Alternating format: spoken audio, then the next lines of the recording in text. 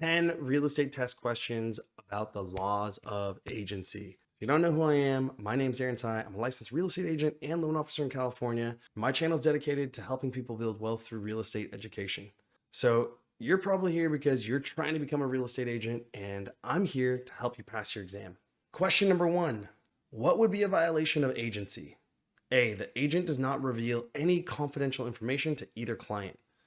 B, the agent gets the informed consent to act as a dual agent. C, the agent discloses to the buyer what the seller is willing to accept. D, the agent does not advocate for either buyer or seller. So what are you doing as an agent? Correct answer here is C. The agent discloses to the buyer what the seller is willing to accept. So the reason why this is the correct answer is that if you're an agent and you're acting as a dual agent, which means that you're representing both the buyer and the seller, you can't give any information to either party to make an unfair advantage. Question number 2. What would one calling a selling agent who is not the listing agent? A, a general agent. B, a seller's agent. C, a cooperating agent. D, a universal agent. I think all of us are D, right? I think all of us are universal agents. We want people to do well. But the correct answer here is C, cooperating agent. A listing agent is the agent who represents the seller, and the selling agent is the cooperating agent, meaning they represent the buyer. Question number 3.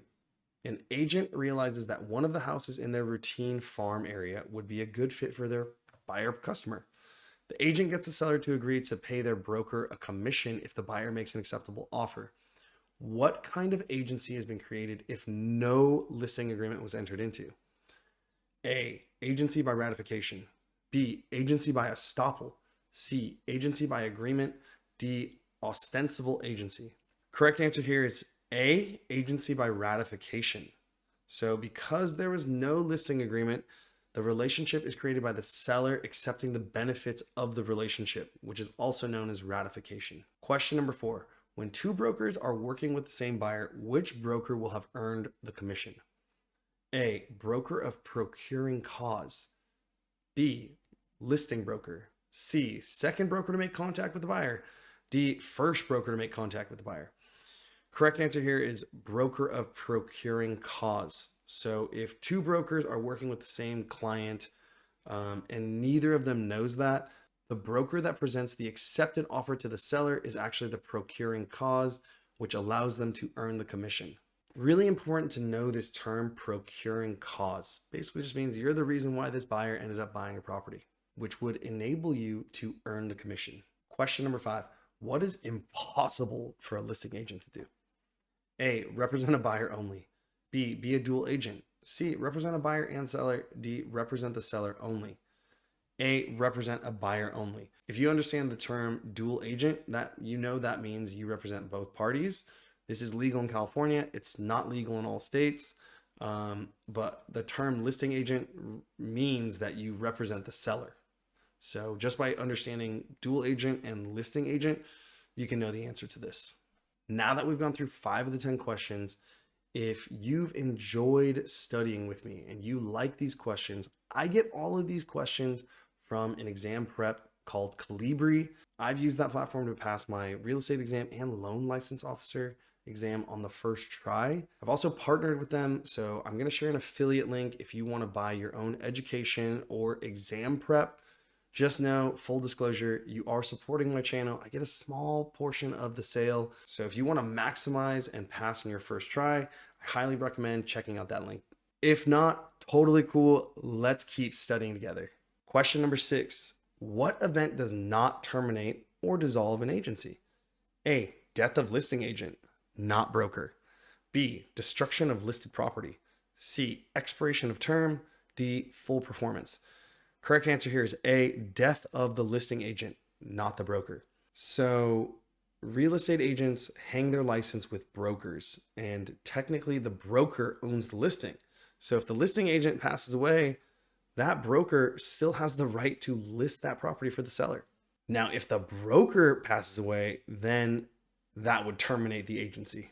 Question number 7. Under common law, an agent's fiduciary obligations to his or her client include A, communication, obedience, loyalty, agency, and notice. B, communication, obedience, loyalty, and confidentiality. C, concern, discretion, accountability, and loyalty. D, care, obedience, loyalty, accountability, and notice. Correct answer here is D, care, obedience, loyalty, accountability, and notice. An easy way to remember this is colon, COLAN. Question number 8. Under California's worker compensation law, the broker is responsible for A, salespeople, B, clients and employees, C, employees and salespeople, D, employees. Correct answer here is C, employees and salespeople. So in regards to workers' comp, brokers are responsible for both clerical employees and salespeople. California's got those tough employment laws, huh? Go ahead and drop a comment and let me know what state you're in. These questions are pretty specific to California, but in the future, if I get a lot of comments saying you're in a different state, I'll try to make videos that have questions that are geared for the national test. Question number 9, fiduciary applies to the relationships between people in many different positions. It does not apply to which of the following? Make sure you read these questions carefully. It's really easy to miss the ones that ask you not questions. A, attorney to client, B, agent to seller, C, trustor to beneficiary, D, attorney in fact to principal. Correct answer here is C, trustor to beneficiary. Fiduciary means that it's an agency relationship. Trustor to beneficiary is borrower to lender. Question number 10, last question. A licensed real estate salesperson is permitted by law to represent A, an interested party, B, one or more brokers, C, themselves as a broker, D, they're sponsoring broker only. Correct answer here is D, they're sponsoring broker only. So a licensed real estate person works for their broker only and acts on behalf of their broker as a sub-agent to buyers and sellers.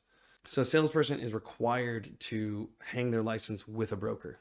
And that means their responsibilities and their authority comes from that broker as well. Thanks for sticking around to the end of this video. I hope it helped you a lot. But I got a surprise, a bonus question, question number 11. A buyer-broker agreement cannot be A, novated, B, assigned, C, executed, D, performed.